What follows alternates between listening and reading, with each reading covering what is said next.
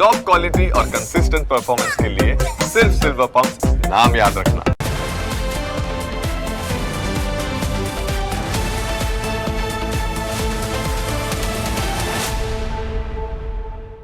સૌથી પહેલા વાત કરીએ ફિક્સ પગારદારોના વિરોધની।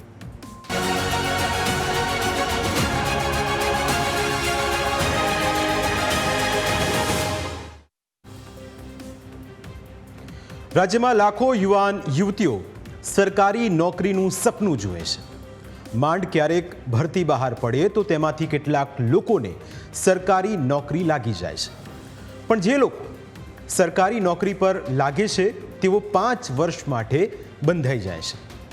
5 વર્ષ સુધી તેમને કોઈ જ પગાર વધારો મળતો નથી। તેમનો પગાર ફિક્સ રહે છે અને તેના કારણે ફિક્સ પે પગારદારોને પોતાનું ઘર ચલાવવું પણ મુશ્કેલ બની જાય છે। આ વ્યથા એ સરકારી કર્મચારીઓની છે જે ફિક્સ પેથી થોડું આગળનું વિચારી રહ્યા છે।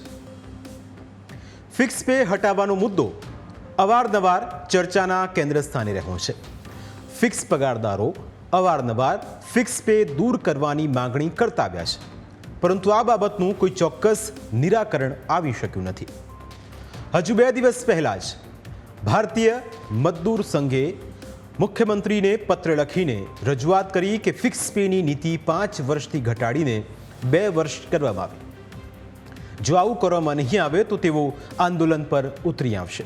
પરંતુ સૌથી મોટો સવાલ એ થાય કે આખરે કેમ ફિક્સ પેની નીતિ દૂર કરવામાં નથી આવતી?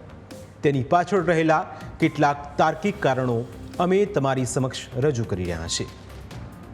ફિક્સ પે દૂર ન કરવાનું પહેલું સંભવિત કારણ આર્થિક ખર્ચમાં નિયંત્રણ હોઈ શકે છે, કેમ કે ફિક્સ પે પ્રથા સરકાર માટે ઓછા ખર્ચે કર્મચારીઓની ભરતી કરવાનો એક મોટો રસ્તો હોઈ શકે।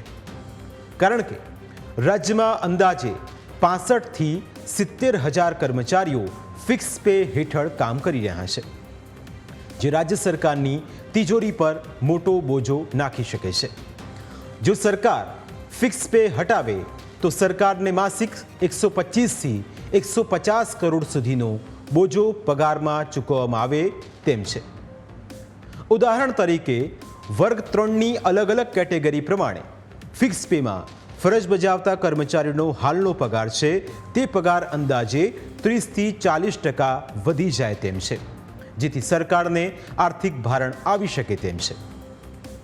જો સરકાર સીધી જ કાયમી નોકરી આપે તો પગાર, પેન્શન અને અન્ય લાભોનો ખર્ચો પણ વધી શકે છે। આ ખર્ચો એટલો વધારે છે કે રાજ્યના બજેટ પર ભારે બોજ નાખી શકે છે। ઉદાહરણ તરીકે સમજીએ તો વર્ષ 2021ના બજેટ અનુસાર ગુજરાત સરકારે 50,501 કરોડનું દેવું દર્શાવ્યું હતું, જે દર્શાવે છે કે સરકાર નાણાકીય ખર્ચ ઘટાડવાનો પ્રયાસ કરી રહી છે। જો કે એવું પણ નથી કે સરકાર આ દિશામાં સાવ નકારાત્મક છે। વર્ષ 2023માં સરકારે 61,650 ફિક્સ પે હેઠળના કર્મચારીઓના પગારમાં 30% વધારો કર્યો હતો, જે દર્શાવે છે કે સરકાર ફિક્સ પે પ્રથાને સંપૂર્ણ નાબૂદ કરવાના બદલે તેમાં સુધારા કરવાનો પ્રયત્ન કરી રહી છે। રાજ્ય સરકાર ફિક્સ પે હટાવતી નથી, તેના બીજા કેટલાક કારણો છે। તેના માટે થોડા ફ્લેશબેકમાં જઈશું તો વધારે સમજાશે કે આખો મુદ્દો ક્યારથી ચાલી રહ્યો છે। રાજ્યમાં વર્ષ 1997ની સ્થિતિ પ્રમાણે કર્મચારીઓને ફિક્સ પે હેઠળ વેતન આપવામાં આવતું હતું, પરંતુ ગુજરાત સરકારે ત્યારબાદ વર્ષ 2006માં ફિક્સ પેની નીતિ અમલી બનાવી હતી।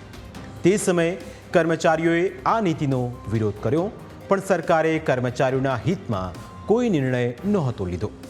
આખરે કંટાળીને કર્મચારીઓ હાઈકોર્ટમાં ગયા હતા અને હાઈકોર્ટે 2010માં કર્મચારીઓની માંગણીને યોગ્ય ગણાવી હતી, જેથી ગુજરાત સરકારે હાઈકોર્ટના આ નિર્ણયને સુપ્રીમ કોર્ટમાં પડકાર્યો હતો। હાલમાં પણ ફિક્સ પેનો મુદ્દો સુપ્રીમ કોર્ટમાં ચાલી રહ્યો છે। તેવામાં સરકાર પાસે એક બહાનું પણ છે કે આખો મુદ્દો સુપ્રીમ કોર્ટમાં છે, જેથી સરકારના હાથ બંધાયેલા છે।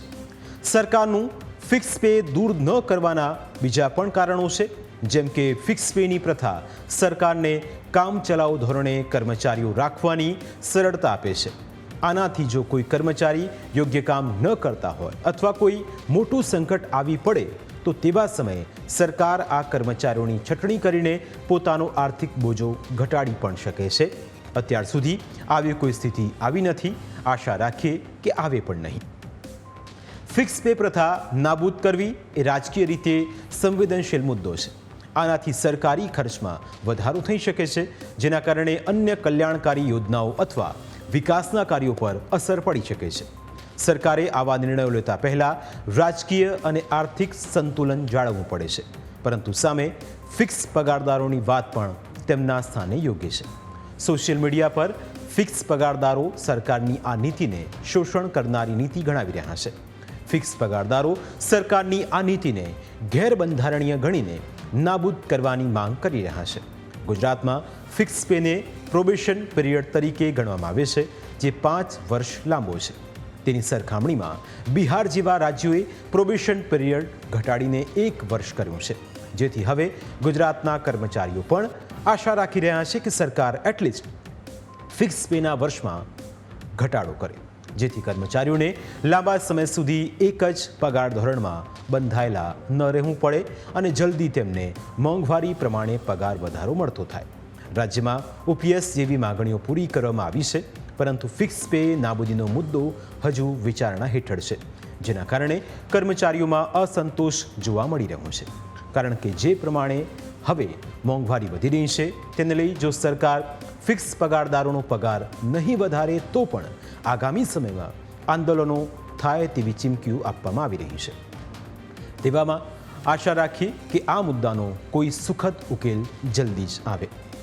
અમારી વિશેષ રજૂઆતમાં સમય થયો છે બ્રેકનો. બ્રેક બાદ અન્ય મુદ્દા વિશે કરીશું વાત.